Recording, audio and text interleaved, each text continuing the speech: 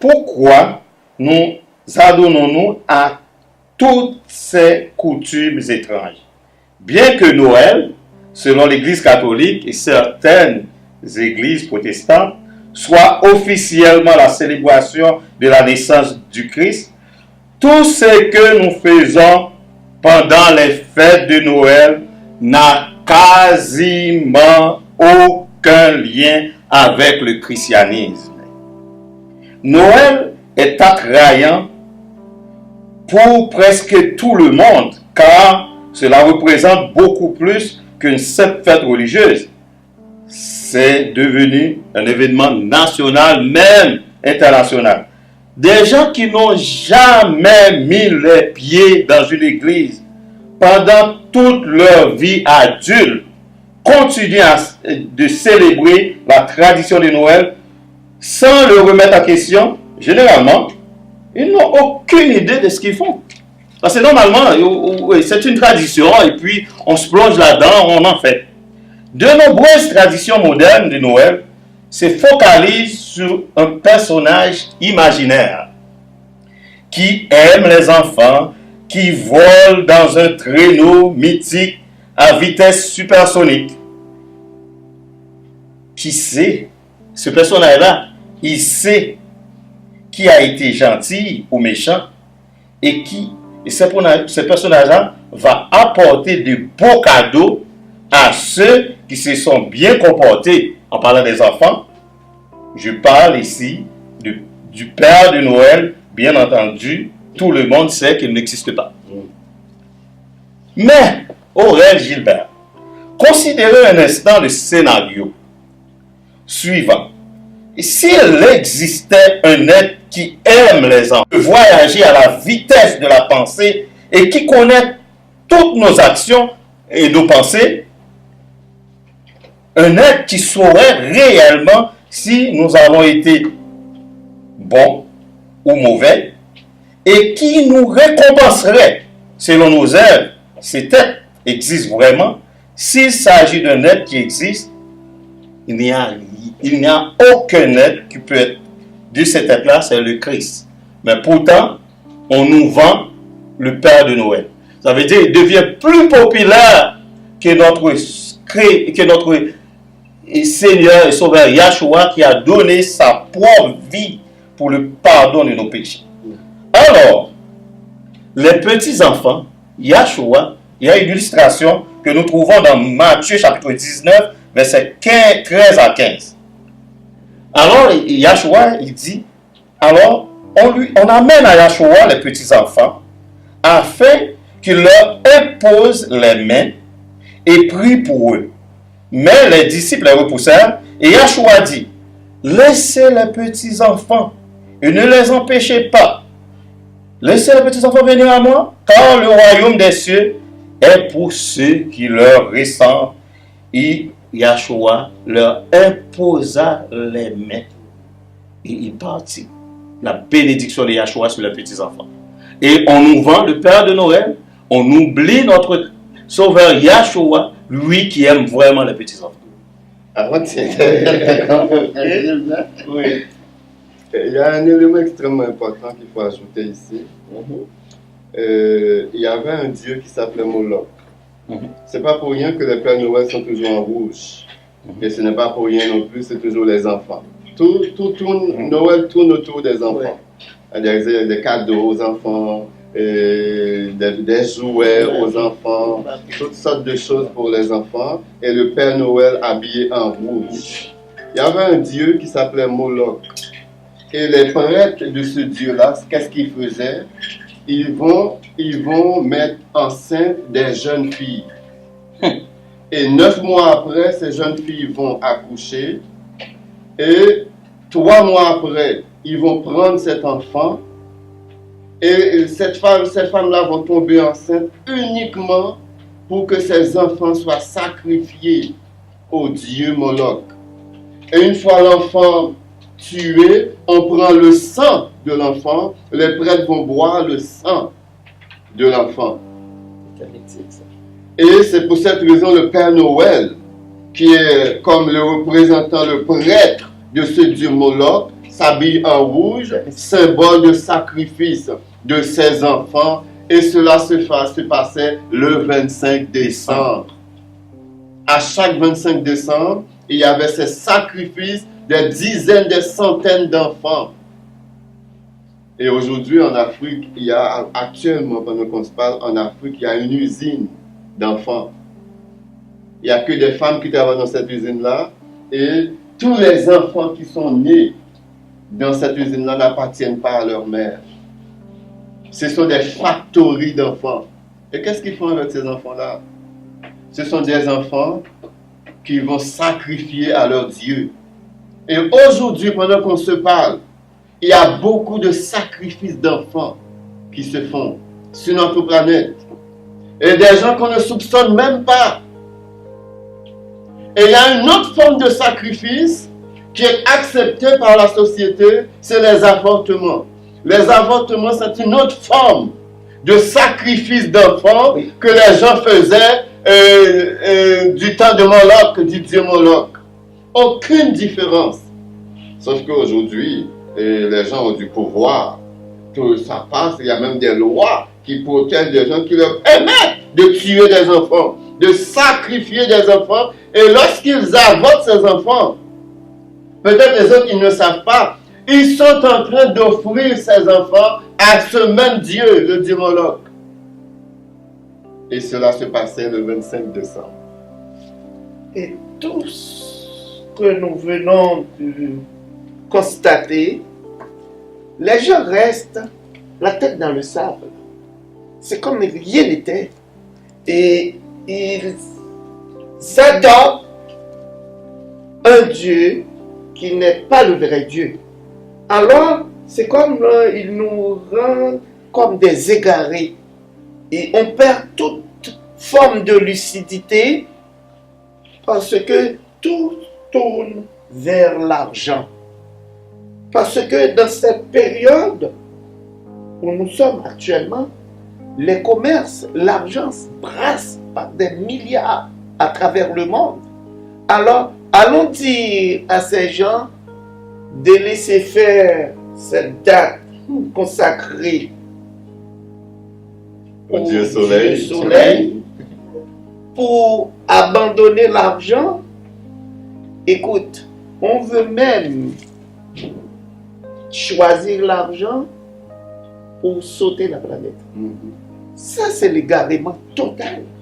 Regardez, il y a des pays même, en Chine, en Inde, et les gens mettent des masques dans leur nez, la pollution, parce que des usines, il faut faire de l'argent, il faut faire de l'argent, il faut abandonner la loi de Dieu pour faire de l'argent. Mais qu'est-ce qu'on va faire avec tous ces argents-là?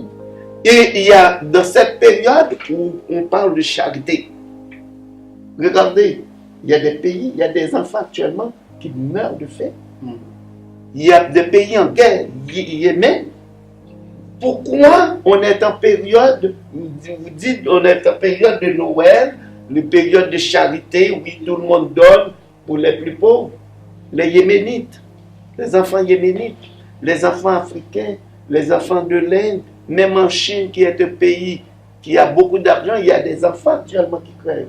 En Haïti, Haïti, on n'en parle même pas. Écoute, où est la charité du monde? Alors, tout le monde veut être milliardaire. Tout le monde veut avoir la planète dans leur poche. Et ils savent tellement qu'ils veulent faire sauter la planète, mais c'est leur objectif, mais ce n'est pas l'objectif de Yahshua. Notre éternel des armées a son plan. Et autres, leur plan, c'est d'aller à la planète Mars. Mais l'autre jour, il y a un scientiste qui dit il ne faut pas trop se méfier. Il ne faut pas trop se fier sur la planète Mars. Je ne pense pas qu'on peut habiter là-dessus. Alors, il cherche d'autres planètes. Alors, le plan de l'homme, ce n'est pas le plan de Dieu. Le jour où il planifie pour avoir plus d'argent de faire sauter la planète, Dieu a tout plan pour nous, le petit pauvre. Et notre richesse, c'est d'observer la loi de l'Éternel. Et c'est là, on dit à nos téléspectateurs, vous voulez chercher le bonheur, c'est pas dans l'argent, c'est dans la loi de l'Éternel. Il y a une autre chose qui me chicote à l'oreille dans mon esprit. J'ai entendu parler toujours que les mages ont lu dans les cieux pour comprendre que le Messie vient de naître. Mais c'est quoi cette lecture? D'où vient? Explique-nous, Aurel. On va lire 2 passages pour vraiment bien s'asseoir sur cette question. Oui. Premièrement, de Amos, chapitre 3, verset 7. La majorité des fois, notre ignorance est due à un manque de spiritualité, puis un manque de connexion avec le Créateur. Souvent, toutes les informations sont dans la Bible, mais même si nous lisons la Bible matin, midi et soir, nous ne pouvons pas voir parce que l'homme naturel ne comprend pas les choses de l'esprit, puisque c'est selon Dieu qu'on en juge. Ça prend le Saint-Esprit de Jéhovah pour vraiment comprendre ces choses. Même si on est extrêmement intelligent, même si notre QI est très élevé, même si on bat des records vraiment dans le savoir, même si on peut savoir ce que savoir c'est, si on n'a pas le Saint-Esprit de l'Éternel, on ne peut pas comprendre les paroles que l'Éternel adresse à l'humanité. C'est pour cette raison, vous allez voir des savants divaguer sur la parole de l'Éternel parce qu'ils n'ont pas le Saint-Esprit. C'est pour cette raison, vous allez voir des docteurs en théologie, des docteurs en ci, des docteurs en ça, vraiment partir vraiment très loin et ne sont même pas capables d'arriver à la cheville de la vérité parce qu'ils n'ont pas le Saint-Esprit de Jéhovah. Amos nous dit dans Amos chapitre 3 verset 7. Ça c'est pour entrer dans la question, qu'est-ce que les mages ont lu dans les cieux qui les ont amenés jusqu'à Jérusalem, jusqu'en Israël pour voir la naissance du Messie. Amos 3 verset 7. Car le Seigneur ne fait rien sans avoir révélé son secret à ses serviteurs, les prophètes. Et dans Jean chapitre 15, verset 15, ça c'est vraiment pour bien nous asseoir afin de répondre à cette question, qu'est-ce que les mages ont lu dans le ciel? Jean chapitre 15, verset 15, et ça c'est Yeshua qui parle, il dit, je ne vous appelle plus esclaves, parce que les esclaves ne savent pas ce que fait leur maître. Mais je vous ai appelé amis, parce que je vous ai fait connaître tout ce que j'ai appris de mon Père. C'est-à-dire pour les disciples, il n'y avait pas de secret. Lorsque Yeshua parlait, ils comprenaient. Et dans Psaume 147, verset 4, et ça c'est un passage extrêmement important, c'est très fort comme passage. Psaume 147, verset 4, nous lisons. Et ça, c'est le psalmiste parle de l'Éternel des armées. Il dit, il compte, 1, 2, 3, 4, 5, le nombre des étoiles et il leur donne à toutes des noms. Vous imaginez, il y a des milliards d'étoiles. Et là, le psalmiste me dit, il compte le nombre des étoiles et il leur donne à toutes des noms. Maintenant, qu'est-ce que les mages, les astronomes ont lu dans le ciel qui les a convaincus qu'il y a un roi qui vient de naître et ce roi-là, c'est le roi des Juifs. Ils étaient convaincus, ils ont dépensé de l'argent parce qu'ils n'ont pas voyagé seuls. Il y avait des gardes armés avec eux autres pour protéger les richesses qu'ils amènent au Messie pour qu'ils ne soient pas volés en voyage. Donc c'était vraiment un groupe de personnes qui voyageaient avec eux. pour les protéger, pour que le voyage se fasse bien.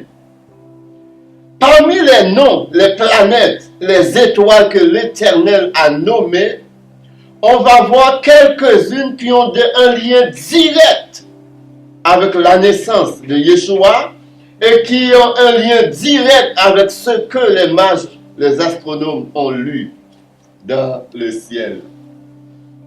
Il y a une constellation en hébreu qu'on appelle Betula. B-E-T-H-U-L-A.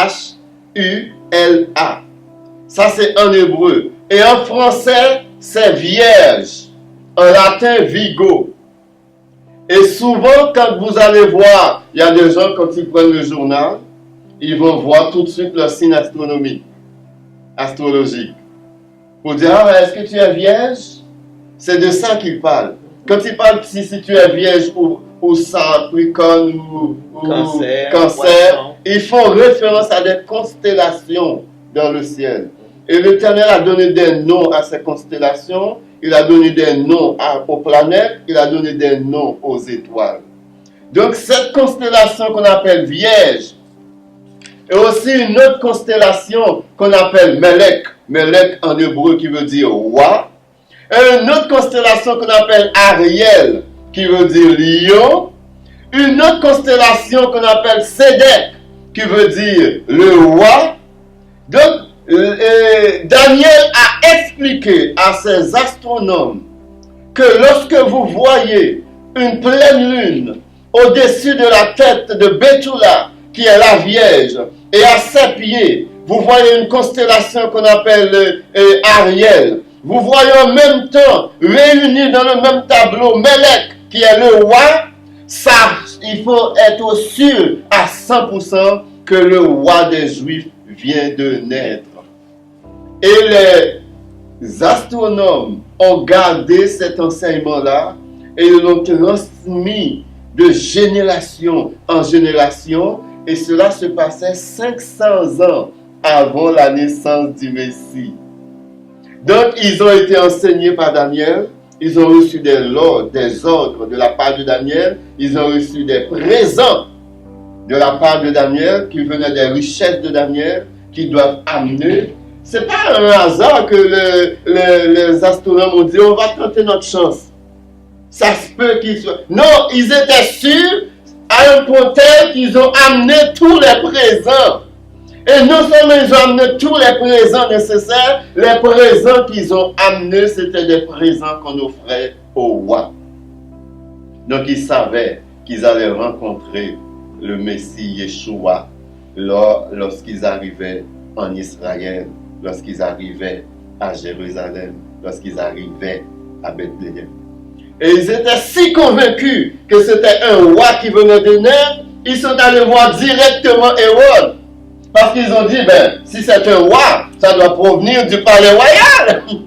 Mais ils se sont trompés et Hérode a voulu malicieusement, astucieusement et profiter de l'occasion pour tuer le sauveur du monde. De toute façon, il n'y avait aucune chance de succès au plan démoniaque d'Hérode, puisque Yeshua devait naître. Il y avait les anges de l'Éternel qui veillaient. Il y avait l'ange Michael qui veillait, il y avait l'ange Gabriel qui veillait, il y avait les archanges, il y avait les séraphins, il y avait les chérubins qui veillaient. Donc il n'y avait absolument aucune chance pour Hérode, même s'il était investi de la toute-puissance de Satan, de réussir dans son plan de détruire le Messie. Voilà ce que les mages ont lu dans le ciel, qui les a convaincus que le Messie venait de naître. Voyons tout ce que Aurèle vient de nous dire. Tout ce que Aurèle vient de nous dire, et ça vient de la parole de Dieu. Jean 17, 17 nous dit, sanctifie-les par la vérité, car la parole est la vérité. Toutes les vérités que les gens vont nous expliquer ou vont nous dire, qui ne viennent pas de la parole de Yahweh, il ne faut pas croire en ces choses-là, et toute la vérité se trouve seulement dans la parole de Yahweh. Revenons à Noël. Nombreux sont ceux qui observent Noël pour des raisons religieuses. Mais beaucoup l'observent juste par tradition, sans aucun but religieux. Mais par contre, ils vont dire, c'est l'occasion de passer du temps avec la famille et les amis, de faire preuve de bienveillance et de partager des sentiments positifs, passer du temps avec ceux que nous aimons, et c'est une bonne chose. Ils vont nous dire que Yahweh a créé la famille et il désire que nous soyons proches les uns les autres. Le simple fait de manger ensemble renforce les liens entre les êtres humains. Mais nos repas, nos réunions au cours de l'année devraient-ils seulement être focalisés sur le fait d'être en compagnie des autres? N'y a-t-il pas des occasions spéciales, des jours saints pendant lesquels nous devrions inclure celui qui nous a créés en premier, notre Créateur? Les premiers membres de l'Église du Nouveau Testament se retrouvent régulièrement ensemble. Mais quel jour saint observent-ils? Si nous regardons dans Actes chapitre 2, tout le long de ce livre, un livre de la Bible, nous voyons qu'il y a une fête qu'on souligne, c'est la Pentecôte. Et c'est la fête des prémices aussi. On observe cette fête-là, car il s'agit d'une ordonnance que Yahweh donne à son peuple, qu'on observe en assemblée, et c'est cette convocation que même Moïse, dans son temps, connaissait cette fête-là, et dans l'Exode aussi, on fait cette fête-là. Et cette fête s'appelle la fête, il y a une fête aussi qu'on appelle la fête des tabernacles. On s'est réunis en famille, on mangeait ensemble, et tout un chacun, on partage nos pains, et on mange en famille. On n'a pas besoin d'avoir des fêtes païennes pour se réunir en famille, pour manger ensemble, mais on a les fêtes de l'Éternel, les 7 fêtes de l'Éternel, et ces 7 fêtes, c'est le plan de Yahweh pour le salut de l'humanité, qu'on va se réunir en famille, on va manger et on va être en fête. On n'a pas besoin des autres fêtes, des fêtes païennes. Moi, je finis par comprendre ce que Aurel vient de parler de Daniel. Pour moi, Daniel, c'était un scientifique.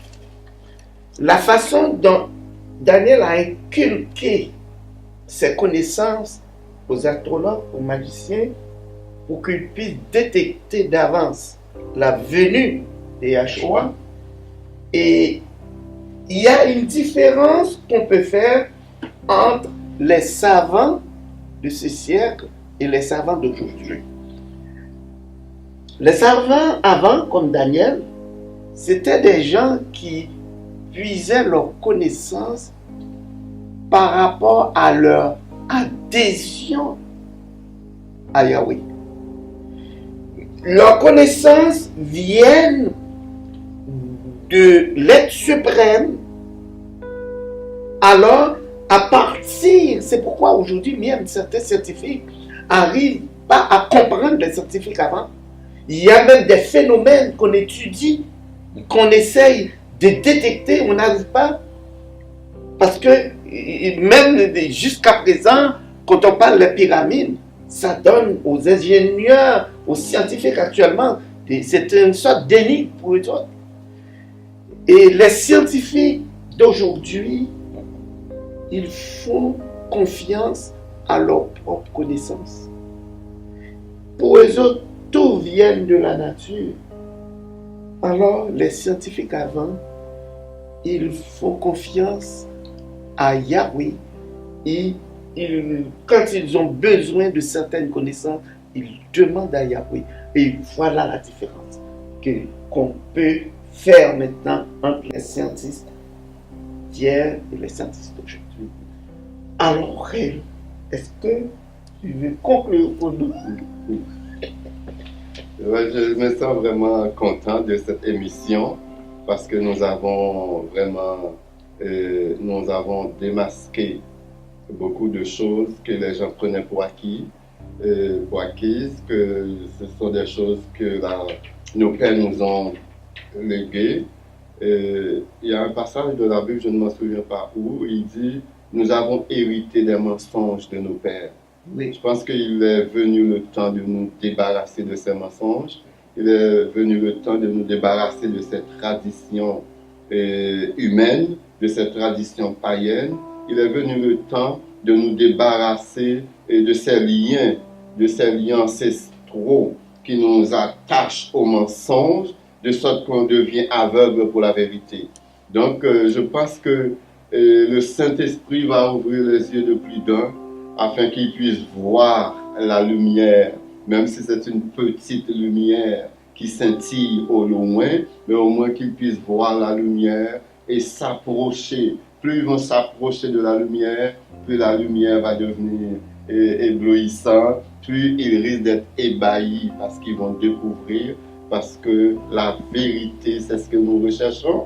La vérité, c'est ce pourquoi nous existons vraiment sur la terre. Il faut que les gens arrêtent d'adorer les faux dieux. Il faut que les dirigeants d'église aussi se lèvent et commencent à enseigner la vérité, commencent à découvrir eux-mêmes la vérité pour sortir le peuple dont ils ont la garde vraiment de l'erreur et de l'obscurité, des traditions qui nous rend esclaves, qui nous enferment dans une boîte et nous ne sommes plus capables de nous en sortir. Donc que l'Éternel nous ouvre les yeux, que l'Éternel chemine avec nous, que l'Éternel nous convainc par le Saint-Esprit afin que nous cherchions la vérité, que nous puissions nous débarrasser de ces couches de religiosité, de ces couches dénominationnelles, de ces couches même sectorielles qui nous empêchent de rencontrer, d'avoir une relation intime et sincère avec notre Seigneur, notre Sauveur, Yeshua HaMashiach. Moi, j'invite nos téléspectateurs à nous aider aussi par la prière. Ce n'est pas un travail facile de dénoncer les traditions, de dénoncer la ruse du diable et d'ouvrir la page de la vérité. Nous serons persécutés, nos forces ne sont que faiblesse.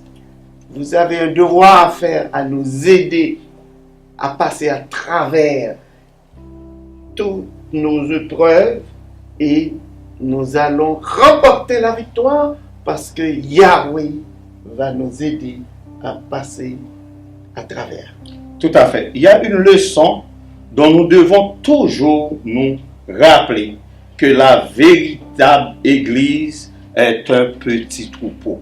Si nous lisons dans Luc chapitre 12, verset 32, Yahweh nous indique que la véritable Église de Dieu, c'est un petit troupeau. Absolument. Alors, nous disons à nos téléspectateurs au revoir et la semaine prochaine, nous allons arriver avec d'autres vérités. Et la vérité est là, la vérité biblique est là, et il faut que la vérité soit régnée. Que Dieu vous bénisse.